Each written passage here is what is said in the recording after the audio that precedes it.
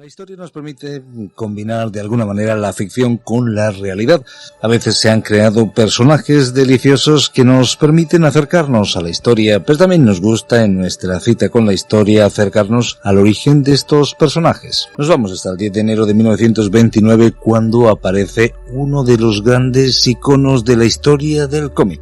Tintín, el célebre reportero de la pluma de Hergé, el dibujante belga Georges Remy, conocido como Hergé, nació finalmente con un espíritu profundamente anticomunista. Nos vamos a acercar a ese origen que muchos desconocen. Ahí está nuestro enigma, ese icono del cómic que nace de un encargo, podríamos decir, anticomunista. Para ponernos en situación está con nosotros y para compartirnos algunos detalles sobre Tintín y específicamente sobre su origen, porque podemos acercarnos a otros episodios en otros momentos. Está Juan Manuel Santiago. ¿Qué tal, Juan Manuel? ¿Cómo estás? Hola, bonjour. Je suis bien, merci. Bueno, te veo muy en contexto y no sé si eras un amante de Tintín. Hombre, no es que esté atacado de Tintín manía, pero vamos, a Tintín, y sobre todo la gente de mi generación, pues estamos hartos de verle y de conocerle, ¿no? Porque desde 1929, que surgió por primera vez, hasta el año 73, cuando falleció Hergé, pues han sido más de 50 títulos, aventuras, que el famoso corresponsal de prensa ha ido corriendo por todo el mundo, ¿no? Y además, teniendo la habilidad de retratar momentos y situaciones de la política real y del mundo real en lo que era pues pura ficción, como era el personaje y muchas de las aventuras, o por no decir todas las aventuras que él corría. Ahora es muy significativo cómo un personaje de ficción cobra este protagonismo y es capaz de reflejar en muchas de sus aventuras pues aspectos reales, aspectos de la vida real del tiempo en el que los episodios fueron escritos, diseñados, dibujados, editados y publicados, ¿no? Ahora, ¿por qué estamos señalando desde el principio ese componente anticomunista? ¿Qué sabemos y qué reconoció el propio Hergé en cuanto al encargo de su primera obra? Pues que fue así, que efectivamente era un encargo que le hicieron para publicar en Norbert Wallace, director del periódico Le Petit Victiam, un periódico católico belga, pues le hizo este encargo con el objetivo de influenciar en los más jóvenes con mensajes claramente anticomunistas. Pensemos que en 1929 se había producido la revolución bolchevique y se había terminado la guerra civil rusa con el triunfo de los rojos, de los bolcheviques, y que estos habían constituido la tercera internacional, el Comintern, para extender el comunismo por todo el mundo, que era público y notorio y que si no se habían producido, estaban próximas a producirse revoluciones soviéticas de corte soviético, tanto en Alemania como la revolución de Spartacus, de los espartaquistas, con Rosa Luxemburgo y algunos más, y en Hungría y en algún otro país más, pues había levantamientos comunistas, claro, que amenazaban realmente con extender el régimen de los soviets a todo el mundo. Entonces era cuestión de reaccionar frente a aquello. Las democracias no estuvieron especialmente aceptadas y el periodo de los años 30 ve un retroceso real de las democracias en todo el mundo y una expansión del colectivismo, del movimiento socialista, bien en su rama internacionalista como es el comunismo o bien en su rama nacionalista como son los fascismos. Ya habían nacido, ya estaban en pleno auge. Frente al fracaso de las democracias, pues son estos intentos totalitarios de un signo o de otro los que van ocupando el poder político y los que se ofrecen a las masas como grandes redentores. Entonces, todo ello va acompañado de una guerra de propaganda y parte de esta propaganda pues tiene que ver pues con el cine, con los dibujos animados, con los cómics, con la música, con el teatro. Entonces, se utilizan todas las armas. Y a medida que avance el tiempo se van a utilizar aún más. La radio fue fundamental en este periodo, y sobre todo en los años 30, el cine, pensar por ejemplo cómo el régimen soviético utilizó el cine, o posteriormente el régimen nazi, con Olimpia, por ejemplo, de Leni Riefenstahl, o cómo se utilizó, por ejemplo, el acorazado Potiomkin, de algunos directores rusos, y de cómo el régimen soviético utilizaba el arte y cualquier argumento de propaganda en su favor, y luego pues los movimientos que iban surgiendo, que en muchas ocasiones copiaban métodos y normas de actuación de los soviéticos, por ejemplo los nazis, pues también les imitaban y utilizaban para su provecho todo lo que cae en sus manos, incluido la cultura. Y aquí pues vemos un primer intento pues de utilizar los cómics con una marca de influencia anticomunista, claro, en un periódico católico, que representan al personaje de Tintín, un reportero católico, sentimental, de una edad indeterminada, muy activo, y tenía su entronque, ¿no? Porque para aquella época ya había unos personajes como Elizabeth Sobey, que tenía un seudónimo, Titaina, una mujer muy lanzada, haciendo crónicas cosmopolitas, viajando en avión por todos lados, consiguiendo entrevistas increíbles, como por ejemplo entrevistas a Mustafa Kemal o a Abdelkrim el-Jatabi. Se plantó en Camboya, volvió con un Buda para demostrar la vulnerabilidad del patrimonio cultural colonial. Trabajaba para el periódico L'Intransigeant, el Intransigente, pero luego estaba Saint-Exupéry también y algún más.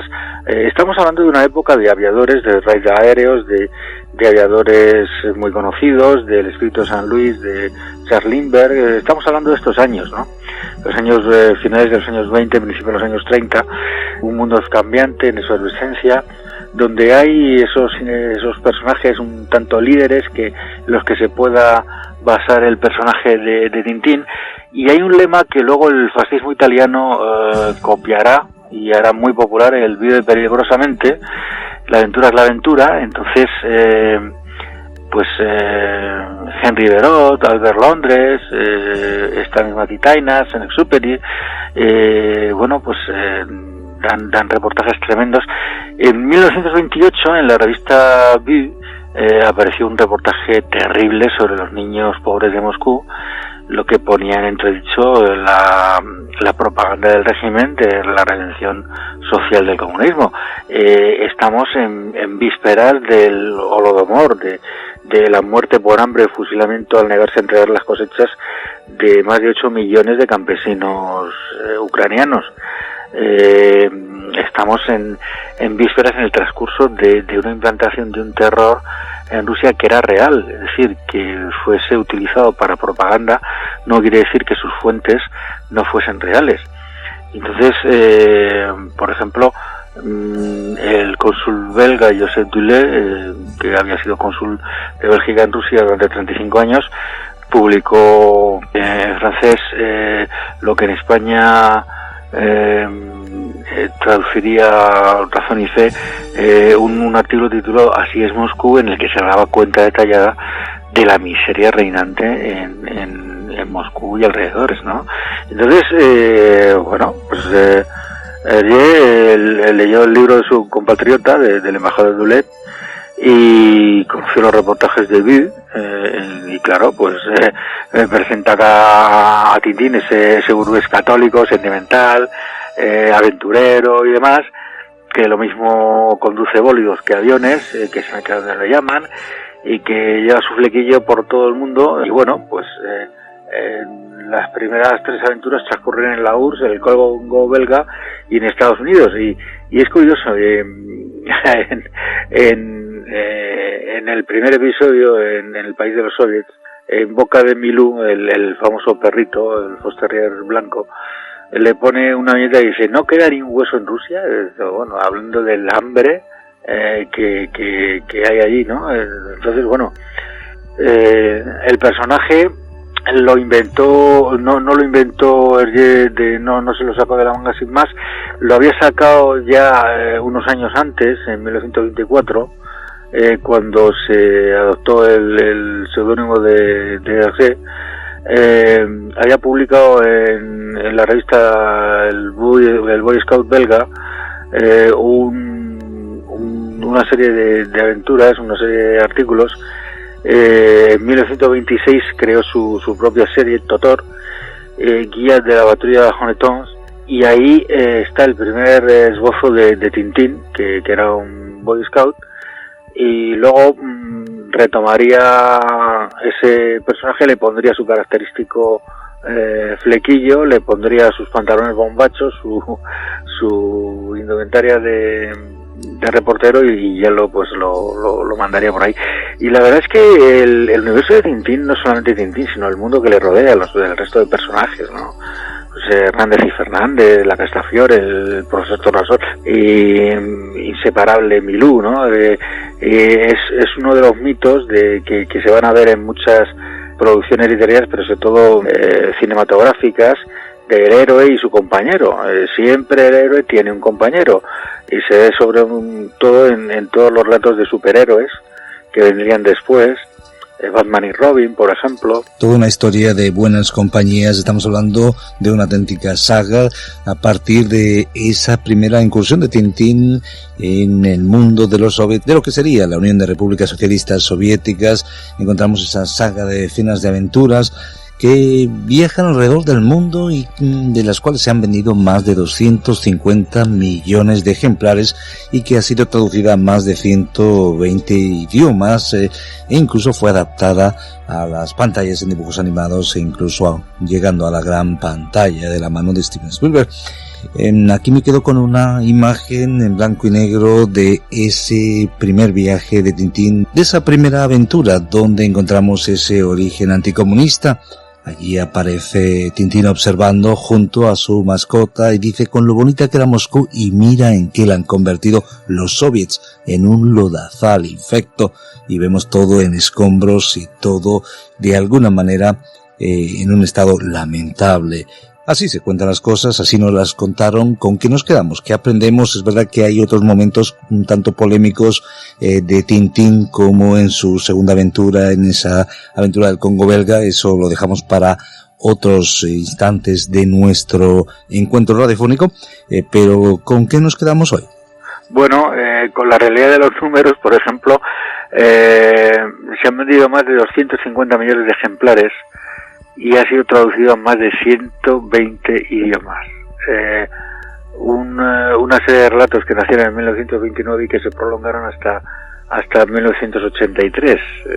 Hay muy pocas obras que tengan esa dimensión, y que, bueno, a Tintín no se le puede juzgar solamente por su primer episodio, sino que habría que leerlos todos y ver cómo se han ido ajustando, a pesar de ser relatos de ficción, que no lo olvidemos nunca, que el propio autor lo dice, que es ficción, pero como esos relatos de ficción a veces se acercan con mucha exactitud a la realidad que se está viviendo en el momento en el que se han diseñado esos episodios. Entonces, bueno, es un viaje interesante a la historia del siglo XX y apasionante para aquellos politólogos, sobre todo, que quieran establecer conexiones entre el mundo de la política, de la ficción y de la realidad, cómo se refleja en la realidad muchas veces.